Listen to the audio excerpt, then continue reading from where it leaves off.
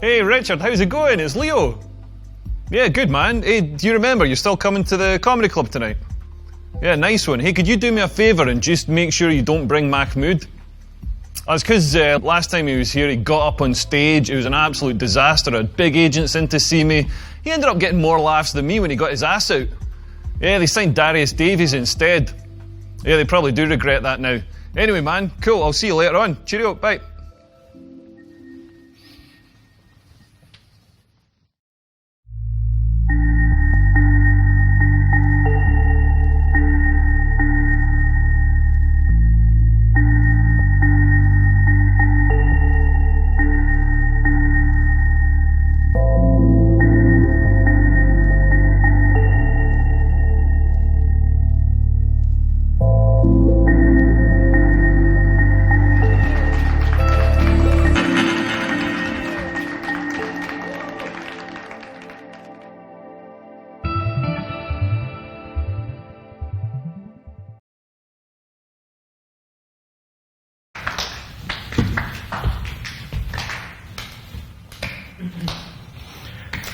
I know. I was there for all of them. 28 acts, too many. Only 2 of them were funny. Anyway, I'm so sorry, sir. I don't think you're going to get a second date. Well, that brings us to the penultimate act in this evening of jolly entertainment. He's from Scotland. He's very tall. I've never heard of him, but I think he's good. Well, I'm hoping he is. So, sorry, let me just check something.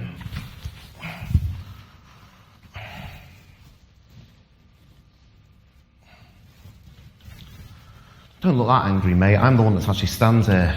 Fuck's sake. Yes, your final act. Can you please give him a warm round of applause? If you can. Mr. Leo Curse. Hello. You might as well, you're here now. Hello, good evening.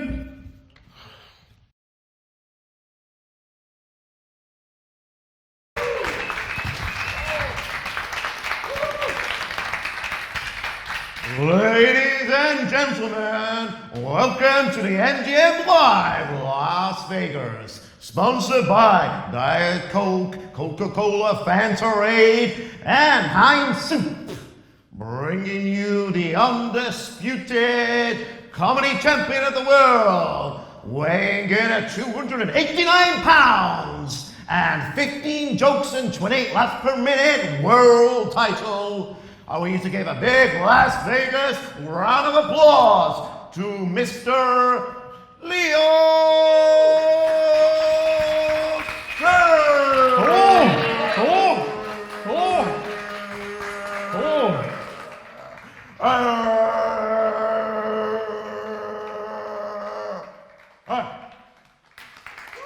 Hello, good evening.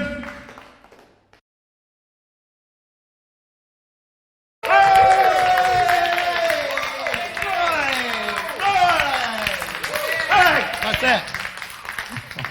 Ladies and gentlemen, you're in for a real treat. The penultimate act is a BAFTA-winning comedian, Oscar nominee, and the new host of Saturday Night Live, and Miss Princess Meghan Markle's favourite comic. I want you to give him a warm round of applause, beginning now. Come on, for Mr. Leo. All right.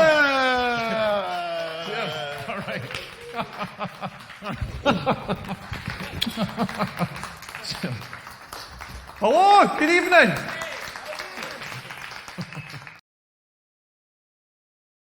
Hello, my name's Leo. Got to tell you, I had a health scare the other day. I woke up with this patch of red, angry skin on my hip, and every day it was getting bigger and redder and rawer and angry, and I was like, what is this thing? What is this thing? Do I have some sort of serious disease? And I Googled it, and of course you should never Google something like that, because then I got instant confirmation that I had hip cancer and about 20 other things that I don't want to have, herpes and stuff. And then I was lying in bed about 2 weeks ago, and I was having a wank, and I realised that's where my hand rubs.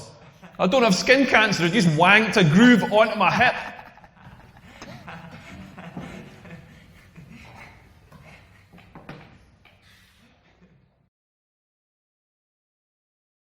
Hello, my name's Leo. I saw something terrible the other day. Like a woman was thrown out of a cafe for breastfeeding in public.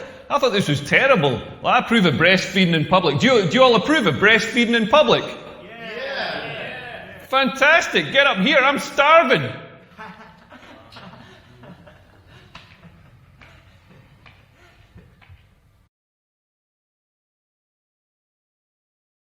Hello, my name's Leo. I'm from Scotland. Any Scottish people in?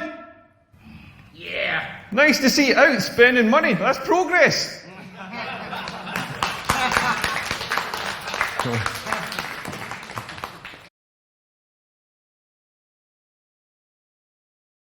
I love coming to the city, but man, I get hay fever here, and I hate hay fever. It's the most disgusting of all the ailments. Do you know what hay fever's caused by? It's caused by pollen. Do you know what pollen is? It's plant jizz. Basically, every summer the little flowers come out, and the little dicks come out the middle of the flowers, and they jizz this like dry dust up into the air, like all goes up, all mingles together, all the different like plants jizzes. It's disgusting, like Dumfries swimming pool. And it goes in your eyes, goes in my eyes, goes in little kids' eyes. We're all getting bukkakied by plants. Nothing we can do about it. And like some of the plants have made it a bit smarter. They got bees to do the dirty work for them. Like they leave bee food out for the bee, and the bee flies along, it sees this food, and it's like, oh, bee food, I'm going to eat some of that. Flies down, starts eating this food. While it's down there, the plant gets its dick out, starts jizzing up the side of the bee's leg, like, get that jizz up your leg, you bastard.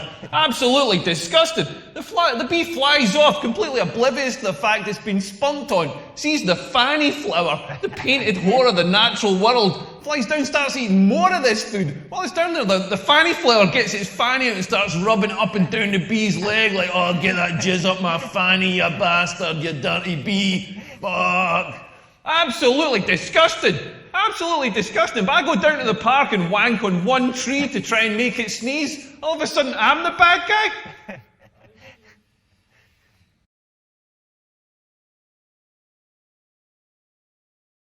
I got a new laptop the other day. I turned it on and it ate 5 bags of chips and then sang a song about getting dumped. It's Adele. I'm thinking about entering America's Next Top Model. She's really fit. I used to have sex with a greengrocer in exchange for vegetables. She gave me herpes. Marvin Gaye used to keep a sheep in my vineyard. He'd heard it through the grapevine. I went for a pedicure the other day. It didn't work. I'm still attracted to children. I'm joking. My toes are absolutely disgusting, and I'm still attracted to children.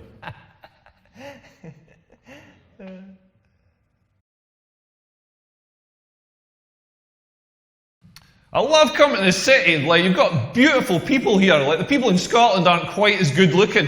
Like, when I live in London, I share with an Australian guy, and he said to me when he moved in, he's like, oh, you might tell me about Scotland. What's your biggest export? Because that's exactly what Australians sound like. I fucking nailed that. But he's like, yeah, what's your biggest export? So I told him it's Susan Boyle. He was like, oh yeah, who's Susan Boyle? So I got the laptop out to showed him that clip of the talent show. You know, she comes out on stage and she's kind of dishevelled, sort of like me, slightly more facial hair, but she comes out on stage and she sings with that amazing voice. And this Aussie guy was like, oh my God, how can somebody so ugly sing with the voice of an angel? Whereas in Scotland, she's a bit of a babe. She's sort of like Scotland's Rihanna.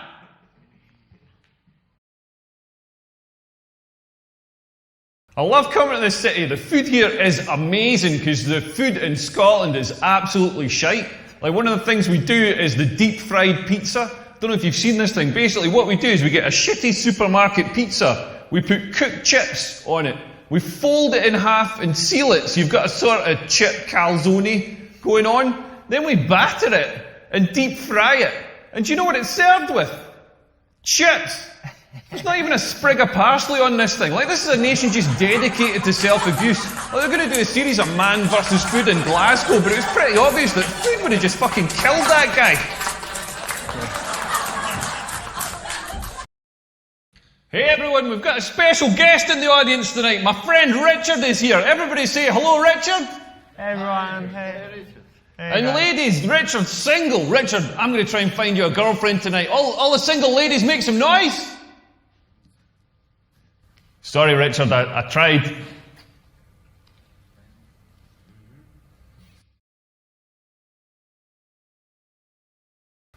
Facebook really annoys me though. Like my mates on Facebook, one of my mates does Tough Mudder. Do you have Tough Mudder here? It's like this sort of army obstacle course thing that they do at the weekends. And he does it, he just does it so he's got all the profile pictures, he's all covered in mud, he's all like, yeah, you had to crawl through mud, under barbed wire, you're barbed wire. It's like, it's not dangerous. If it was dangerous, they wouldn't let you do it, you fucking accountant. You're not in the army. You haven't been parachuted behind enemy lines in Syria to do this. You're doing it in Guildford, in a school car park. My other friend on Facebook, I've got two friends on Facebook, basically. My other friend, she just found out she's pregnant, so she's posted pictures of her baby bump. She's all like, check out my baby bump, I'm 12 weeks pregnant. But it's like, you're 12 weeks pregnant. That baby's the size of a grape. Like, you don't have a baby bump, you just always looked a bit pregnant. Like, nothing's changed because you pissed on a stick. It's like, what, are your thighs pregnant as well?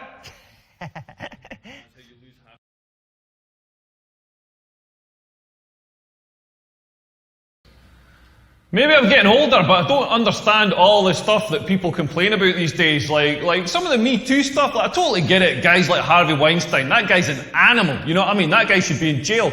But it's some of the other people, like somebody complained that Dustin Hoffman asked her for a blowjob like 20 years ago or whatever, and she felt uncomfortable. And it's terrible that she felt uncomfortable, but that's how we get blowjobs. You've got to be proactive about it. You've got to get out there and start asking the tough questions. You can't just sit at home on your couch waiting for a face to fall in your dick. Like, men have got to do all the like chasing in relationships. We've got to get out there. Like, if women just met us halfway, if like a woman came up to me and was like, do you want a blowjob? I'd be like, yeah. Then I wouldn't have to ask anybody for a blowjob.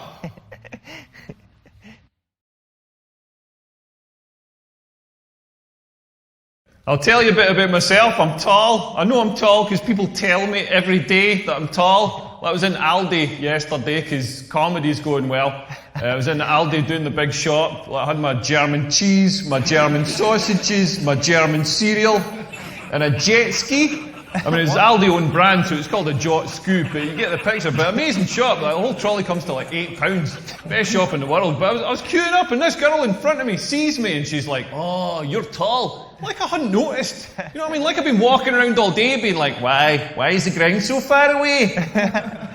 And then she follows it up with, "Have you always been this tall?" Have I always been this tall? Yeah, I was born this tall. Had to be winched out of my mother's vagina. She thought she was giving birth to a linguine. Like, no, I started off baby size. That's how people work. But when you're tall, people just come up to you all the time. They'll say things like, "Are your parents tall?" As if that's not how genetics works. They'll be like, "You should meet my cousin Billy. He's tall. You'd have something to talk about." He would probably talk about how much of a prick you are.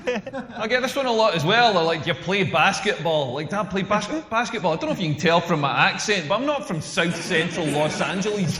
I'm from Scotland. The only sports we've got in Scotland are ones you can play with a pint in one hand, like a cigarette in the other, try to slide a rock across some ice with your dick. And it's only tall people that get this. Like, you wouldn't go up to another kind of person. Like, you wouldn't go up to a fat person and be like, "Oh, you're fat. Have you always been this fat? Are your parents fat? You should meet my cousin Billy. He is fat as fuck. Do you play darts?" I don't know what's going on with my testicles. They're the weirdest part of the human body, all wrinkled up. Mine look like Gordon Ramsay's forehead. Like if he was a werewolf. And they're constantly moving, constantly doing this weird slow dance, just gently adjusting, like gently rolling over each other, adjusting for heat or optimal sperm production or something. Like, have you ever sat and watched this? Like, not mine. Like, Richard, have you ever sat and watched your testicles? Yeah, they just keep moving. Yeah, this is a wise man who knows the pleasures of looking at your testicles. If you haven't seen this, go to the toilets after the show, have a look at your testicles. If you don't have testicles, don't worry. Just follow Richard, he's going to give a demonstration. Yeah. It's moving.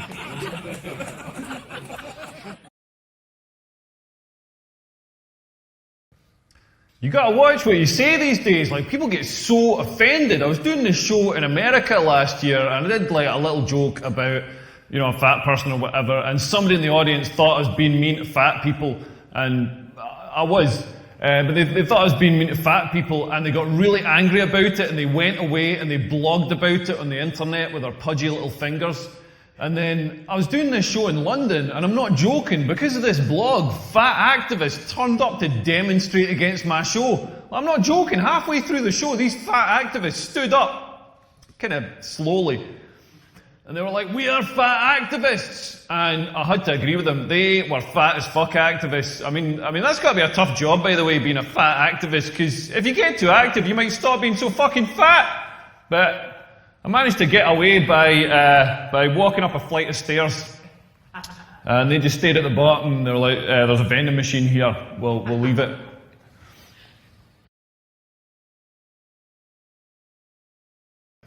I went on holiday recently. I went to Thailand, beautiful country, but their toilets are just not up to my needs. Like, I'm a big guy, I do big jobbies, and there's something about a long haul flight makes me need a massive shite. I got to Thailand, I was absolutely busting. I went straight to my accommodation. First warning sign, they got a sign on the wall saying, "Please do not put toilet paper down this toilet." I'm like, if your toilet cannot deal with a couple of sheets of the flimsiest paper known to man, like paper that's designed to disintegrate on contact with water, like, what's going to happen when I do my 5 kilo Dundee cake shite in there? And I found out I did this massive shite. You know when a shite's so big, you're not sure if you're having the shite or the shite's having you. Like, it was like a snake shedding its skin, like a hermit crab leaving to find a bigger shell. And it came out in a oneer, like one of those core sample ones with individual layers corresponding to previous meals. Like Cocoa Pops, deep fried pizza. It was amazing. I've got a photo of my phone, I'll show you after. But it came out in a oneer and wedged above the waterline. And I was like, what am I going to do with this thing? Because they didn't have a flush in the toilet. Instead of a flush, they had a basin with a cup in it. And the idea is that you cup water into the pan to get rid of what's in the pan. It's like, rather optimistically, I start cupping water onto this shite. Like, never mind flushing it. This water was evaporating before it reached the bottom of the shite. I wasn't flushing this shite. I was just basting it. Just filling the hut with this brown fog. So you know what I did to deal with it? I just moved out. It's only paying like $4 a night. You should imagine some Thai guy had to come along and chop it up with a coat hanger, but none my problem. Alright.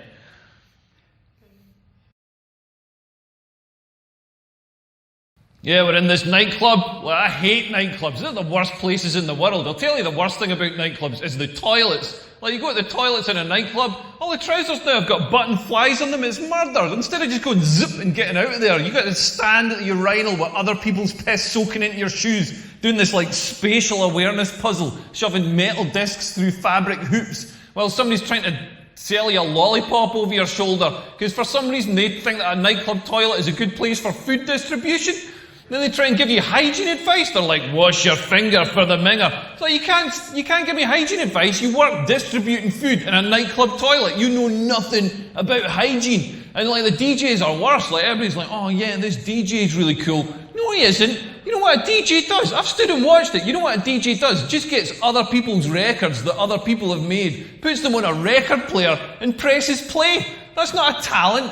That's not a talent. Imagine if I just wheeled out a television with a DVD player and whacked in Billy Connolly's greatest hits and pressed play. I mean, it would be a much better show, but that's not the point. Prick! Oh, Wanker! I think that's the nightclub owner.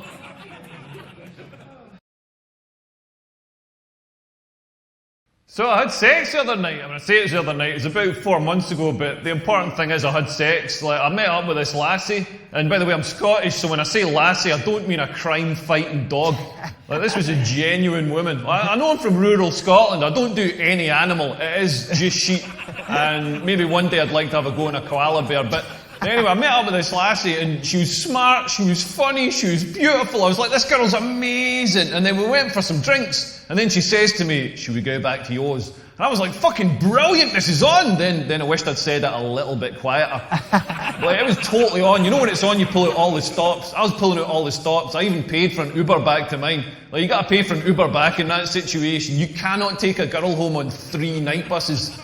Like nothing dries up a vagina faster than 3 night buses home. Those night buses have got fans at knee height just blowing Saharan air up towards the vaginal area, just gumming it shut. Like pay for the Uber. Best £3 I've spent since I was in Aldi. But anyway, we've got in, I'm still pulling out the stops. I've got Luther Vandross in the stereo, making it nice and sexy. I've lit a scented candle with a curtain billowing over it, because nothing turns a girl on more than the risk of a fragrant house fire. Like when she's in the bathroom, I've changed the duvet cover so it doesn't stick to your face. You know, I'm making an effort here.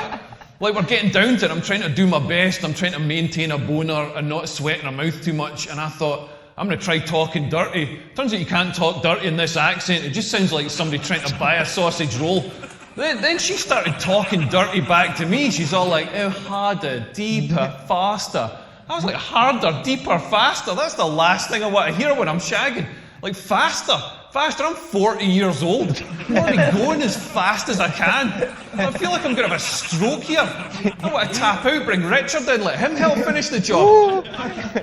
She's like, harder, harder, as if I've made a conscious decision to only let 60% of the blood into my boner. I've had 8 pints of beer. How hard do you think I can make this thing? She's like, deeper, deeper, as if I'm stopping an inch off. I'm not holding back. That's the full length of my dick you're getting there. I'm absolutely certain I could not jam that thing in any further. Do you know what I mean? Like basically what she's telling me is I've got a tiny, insignificant, manky dick, and I don't know what I'm doing with it. Like, I don't want to hear that. I want to hear more reassuring stuff. I want to hear stuff like, not so deep. Not so hard. Oh, you're pulverising my tonsils with your massive love truncheon. I don't say the same sort of stuff back to women. I'm not there pumping away going like, be 5 years younger. Could you lose a few pounds? Wetter. Huh? Wetter. As well. Wetter, yeah. Yeah, nothing's harder than trying to make women come. Like, the female orgasm is the hardest thing to achieve in the world. Like, my ex-girlfriend, we used to be in bed. Like, me coming, I'm so quick. I'm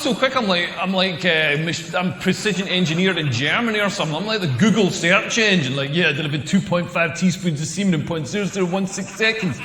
Like, my ex-girlfriend would be lying in bed and she'd be like, make me come, give me an orgasm. Well, I've got no idea why she sounds like a Scottish man, but she'd like make me come, and it was like the internet download bar. Like, it's going to be 30 minutes, it's going to be 10 minutes, it's going to be 1 minute, it's going to be 30 seconds, it's going to be 5 seconds, it's going to be 5 seconds, it's going to be 5 seconds, it's going to be 5 seconds, it's going to be 5 seconds, it's going to be 5 seconds, it's going to be 5 seconds, it's going to be 5 seconds, it's going to be 5 seconds, it's going to be 5 seconds. It's going to be 30 minutes.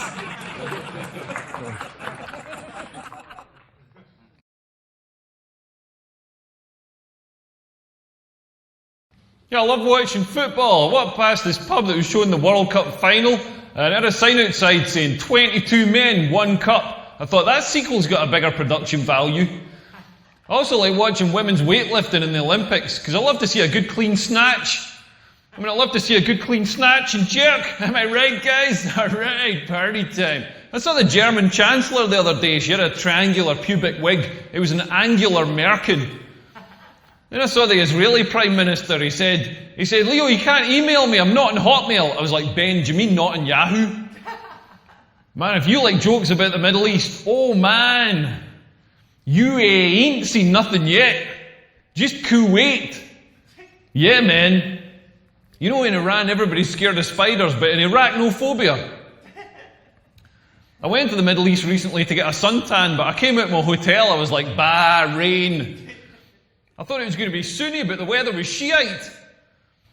I had Dubai and umbrella. I've got nothing against Islamic fundamentalists, I just don't like it when they ram it down my throat.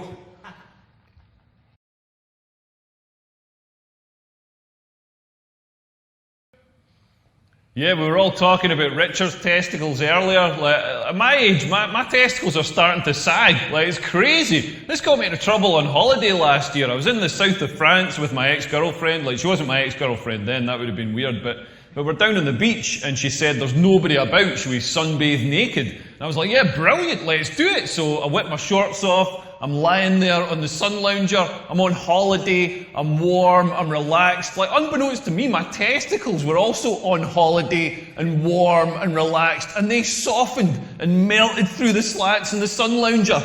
Like the Terminator melting through the prison bars. Like an octopus going through a maze. And I had no idea. I had no idea until my girlfriend wakes me up going, Leo, get your clothes on, there's people coming. I was like, what the fuck? Well, I reach over to grab my towel. The fucking sun lounger came with me. I'm lying there on the sand with this white plastic sun lounger pinned to my arse, just screaming in agony. I've got no idea what's going on. My girlfriend looks over and sees my balls, she's quivering against the back of it, just quivering like a scared little hamster. And she just reaches over and thumbs them through to the other side.